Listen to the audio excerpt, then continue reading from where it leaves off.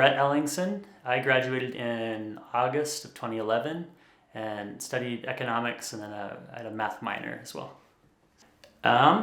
Well, I kind of defaulted into it actually. So I was on the mission, and I had been planning to finish, work for a bit and then go to the U. And I had a good friend who was actually on the mission with me, and our mom started talking, and he was already enrolled at BYU, and his mom wanted us to be roommates. She had this idea, or our moms got this idea that we should be roommates and it would be super fun. Honestly, like, my mom sent me the application, I filled it out, and I got in with a scholarship, and so I was like, oh, I guess that sounds all right. So there was not like a super deliberate process there. I mean, as far as that, sort of like, being LGBT goes, it was a good sort of, we'll say, padded cell for me, because it gave me a place where, like, I was able to be sort of intellectually honest about it, and I made good friends there, and I had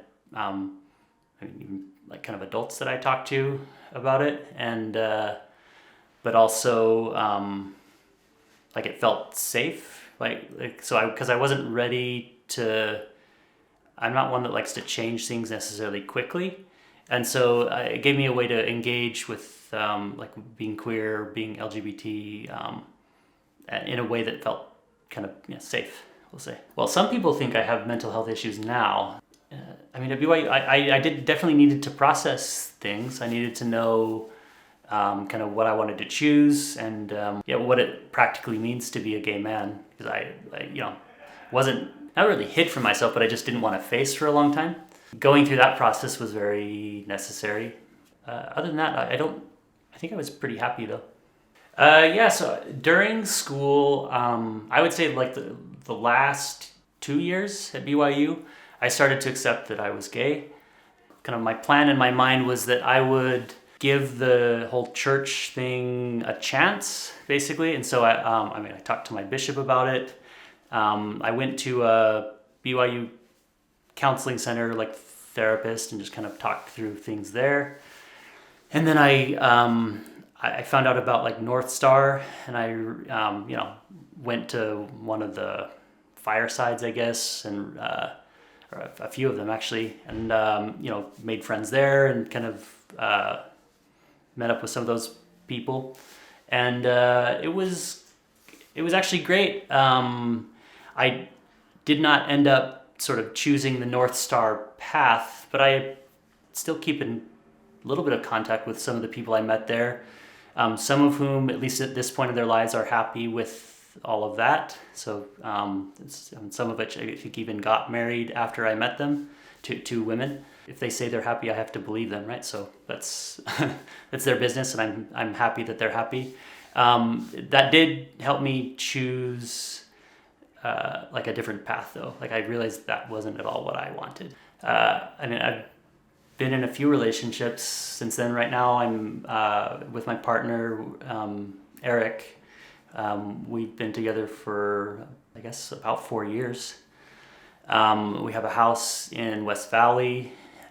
He has a son from a previous marriage that I at least get to be, 20% parent to, and that's rewarding. And I have a job and career that I like, I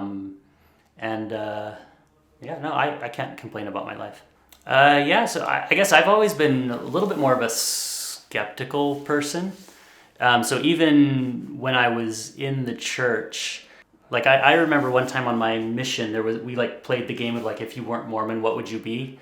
And it was, I don't know if that ever came up in any of your circles, but like, some of it was like, okay, well, he would be some sort of, evangelical or a Catholic because they like the tradition or whatever. And I was like, oh, I'd definitely like not be religious. I'm fine with this for now, but like, there's some problems here. I'm not religious at all right now.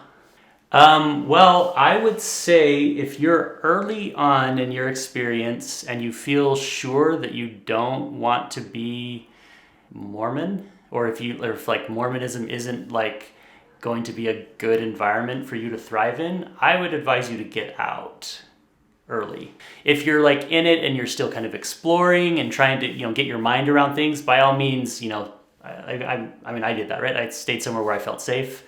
But if I had the same sort of convictions I did when I graduated, when I started, I would have, or at least I would have been well advised to leave. So if like people who have grown up LDS, sort of like you're used to like a sort of like very well ordered sort of like life path that they provide for you. I mean, there's things to be said for it, right? Like, but you're used to like kind of like thinking that things go a certain way.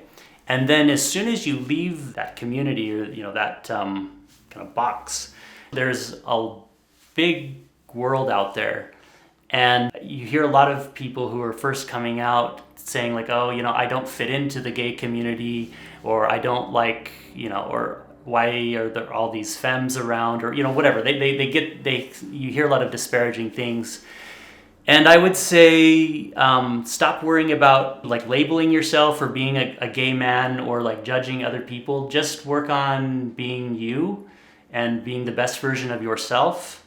And then don't worry about what quote unquote the gay community is doing, because honestly, like that's the kind of the point of leaving the like a kind of a super well structured community like the Mormons, or is that you can build your own community. And so if you're going to meet gay people that you don't like, and so you don't have to like them, and you're going to meet other people that you do like, and that's great. And I think you should take the opportunity to appreciate different kinds of people who probably you wouldn't have met otherwise. I would say keep an open mind and don't be afraid because the world is big and open, because that's sort of the point, is that there's like a more interesting world than what you've maybe been led to believe.